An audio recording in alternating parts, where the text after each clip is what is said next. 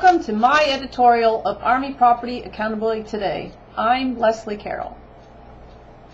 Our first topic today concerns the success of PBOOS.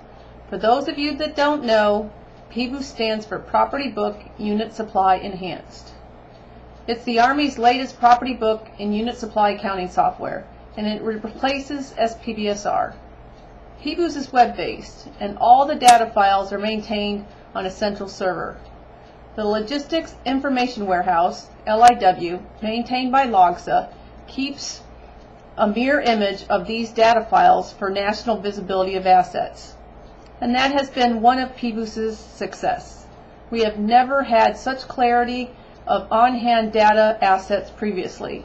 Now that we could see everything on one server, the Army wanted to see more than just reportable equipment, such as MTO, TDA, and OCIE items. We were issuing so many commercial items that we needed visibility of these assets as well. So we adjusted the visibility criteria in LIW, and now we can see everything. But due to user-created catalogs previously made for non-standard items by each PBO, now we didn't know what all the items were that we were seeing in LIW. One PBO might have labeled a commercial item or new procurement with one management control number, while another PBO labeled it something else. So we instituted a national non-standard catalog maintained in SLAMUS. With the publication of Operation Total Recall FRAGO number 2, published 21 November 2007, all user-created catalog assets must be aligned to the National Non-Standard Catalog by 1 October 2008. Except those agencies who are currently migrating to PBOOS, and they will have until 1 April 2009. Realizing the advantages of an enterprise database, the type transaction code has been added to PBOOS. These type transaction codes, or TTCs, have been added to quantify decreases and increases to our accountable records. All asset adjustments must now include a TTC, such as FOI to show a found on installation increase, or a TIC to declare a combat condition code H, P, or S turn-in. But in order for the data to be relevant, we need PBOs to use the correct codes. If there's a battle loss, for instance, then the TCC should be one of the battle loss turn-in codes, not a physical loss. For a battle loss is truly a maintenance transaction until the item is turned in. One of the biggest issues we've encountered with TTC so far seems to be with receipts. Type transaction codes are only required for asset adjustments. Receipts should never be posted as an asset adjustment. If you have questions, please see Section 9 of the PBOOS manual or the LogNet discussion labeled Type Transaction Codes.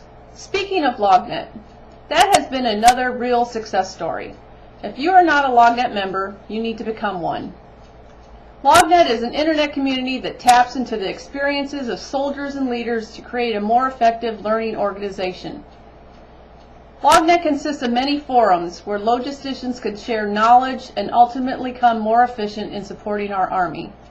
Any LogNet member can ask a question or start a discussion, and any other LogNet member can respond. That allows peers to help other peers with issues they have already had to deal with. LogNet has a topic area for many, many interests. It even has an area with SOPs and presentations that are ready for you to copy and use. Have you seen the latest Operation Total Recall FRAGO? If not, you can find it on LogNet under News Items, Messages to the Field. Do you know that there are big changes to the financial liability investigation on that FRAGO? You would if you had subscribed to the Messages to the Field site. Once you subscribe to the Messages to the Field, you can be notified of all new messages as they are posted. Go ahead, be the first to know of all new logistical issues. You deserve it. Did you know that there is a monthly report provided by the Army G4 that identifies FRAGO number 2 issues? Look for the Army G4 Monthly Transaction Reject Report and Strategic Readiness Review Slides, SRU, in LogNet.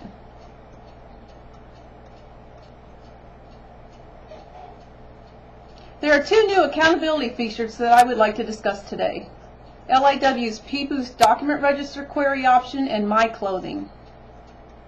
First, LIW's pBoost Document Register Query option. We've added this feature at the request of a couple of PBOs who found pBoost's queries timing out for large document register requests. Directions for how to use LIW and how to access this new query option can be found on LogNet under the Property Book Officer topic area. The second new function is My Clothing. You can find this on AKO's main page on the lower right. My Clothing will display your CIF OCIE records. Anyone can log onto AKO and view their OCIE records from CIF. What do yours look like?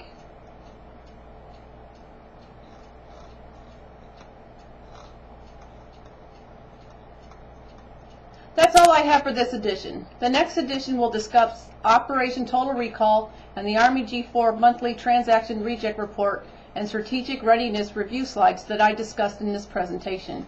If you feel you have any topics that I should discuss on future editions, please email me.